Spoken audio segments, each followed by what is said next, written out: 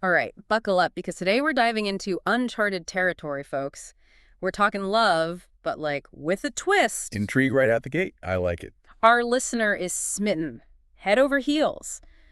But the object of their affection, let's just say they come with a very specific job title. Oh, do tell. Think less everyday romance and more Lord Commander. Well, that's not something you hear every day. And just in case that wasn't enough, our listener threw in one more detail. Get this, a huge sword is involved. Okay, now my interest is officially piqued.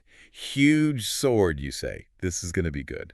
So, dear listener, we hear you. Falling for someone is intense, especially when they have a certain aura of, shall we say, command. It's that halo effect thing. We tend to put people in power on a pedestal, associating their position with all sorts of admirable qualities. Strength, decisiveness, you name it. But as with any infatuation, especially one tangled up with authority, it's time for a reality check. Exactly. Because, let's be honest, a Lord Commander's life isn't exactly a fairy tale. Yeah. It comes with responsibilities, pressures, and probably a whole lot of late-night strategy sessions.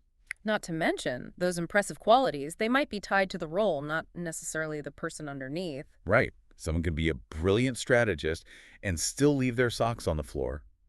We're talking about separating the leader from well, the human. And that brings us back to the huge sword because, seriously, I can't get over that detail. It's definitely evocative. And it might just hold the key to this whole situation. You think so? Absolutely. It could be a symbol of the power dynamic itself. Think about it. The listener is drawn to this figure of authority, someone who quite literally carries a weapon. It speaks to our deeper instincts, that primal attraction to strength and dominance. Okay, that's a really interesting take. So it's like the sword isn't just a sword, it's this whole subconscious thing. Precisely. And before anyone sends us angry emails, we're not saying it's always about that, but it's worth unpacking those feelings. Totally. So, listener, if you're out there, here's a little homework for you. Ask yourself, what else do you find attractive about this person beyond the title and the sword? Yes. And imagine them in everyday situations.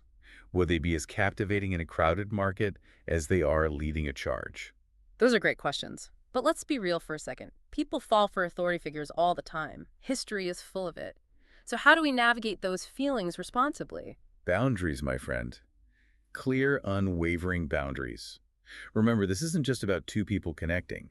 There's a power imbalance baked into the very foundation of their interactions. Right, like imagine trying to have a casual disagreement over dinner when one person can literally command the other. It could create this unhealthy dynamic where true emotional intimacy becomes almost impossible. That makes a lot of sense. So it's not about swearing off love altogether. It's about being cautious, maybe even a little skeptical. Exactly. You have to protect yourself emotionally. Before you even think about a relationship, make sure it's based on genuine feelings, not just the intoxicating allure of power. This has been incredibly insightful. Listener, we hope this gives you a lot to think about. And remember, no matter what, we're here for you. Couldn't agree more.